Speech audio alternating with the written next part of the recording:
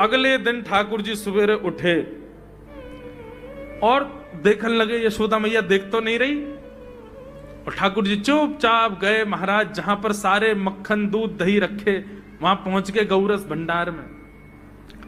और गौरस भंडार में एक मटकी के ऊपर से ढक्कन हटाए करके जैसे ही ठाकुर जी ने हाथ बोर के पानो प्रारंभ किया, सामने एक खंबा था, उसमें मणि लग रही थी। आज पहली बार 3.5 वर्ष की आयु में ठाकुर जी ने अपना प्रतिबिंब देखा। ठाकुर जी ने जैसे ही प्रतिबिंब में अपने रूप को देखा, अपने रूप को देख करके ठाकुर जी बोले, हो तू भी आयो यहां चोरी करवे? अपने आप से ही बात कर रहे हैं ठाकुर जी। अरे मैंने कही तो हती अपने अपने घर में चोरी करनी है, तू दारी के मेरे घर में आगो चोरी करवे? ठाकुर जी अपने प्रतिबिंब से बात कर रहे हैं। अब गौरस भंडार में ठाकुर जी की आवाज गूंज रही थी और वो गूंजते हुए रसोई घर में जा रही थी। रसोई में मैया ने सुनी, बोले लाला कहां ते बोल लो है? उठ गयो कन्हैया? मुझको पतो भी ना चली, नूपुरन की आवाज ना आई। मैया दौड़ करके गई तो देखा ढूंढते ढूंढते गौरस भंडार में ठाकुर जी अपने प्रतिबिंब से बात कर रहे हैं। कितनी सुंदर झांकी है ठाकुर जी की।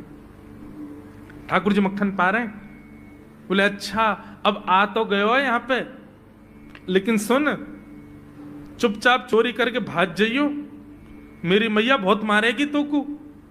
बाकू यदि पतो चल गई तू चोरी कर रहा है तो को उखलते बांध देगी, मेरी मैया बहुत मारेगी।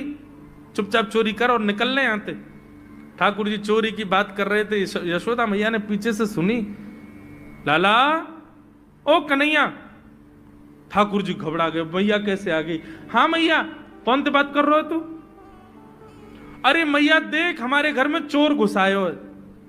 अपने प्रतिबिंब को दिखा करके ठाकुर जी कह रहे हैं, देख मैया हमारे घर में चोर घुसायो, जे चोरी कर रहे हो हमारे यहाँ के मक्खन की, तो मैं यहाँ को पकड़वे आयो हूं। नन्हे से गोपाल जी, बहुत मधुर लीला।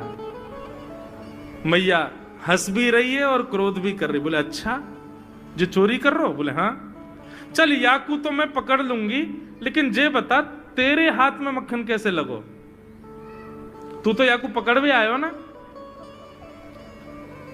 अब मैया याकी मैं कहा बताऊं, तेने मेरे हाथ में पद्मराग के ऐसे ऐसे बढ़िया कंगन पहना रखे हैं, कड़ूला पहना रखे हैं सोने के।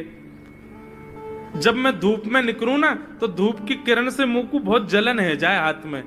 तो कल मेरे सखा मधुमंगल ने मुझसे कही, बोले लाला जे जलन तेरी दूर रह जाएगी, तू मक्खन में हाथ बोर लियो अपनो, सोई तेरी जलन दूर रह जाएगी। या हमारे मैया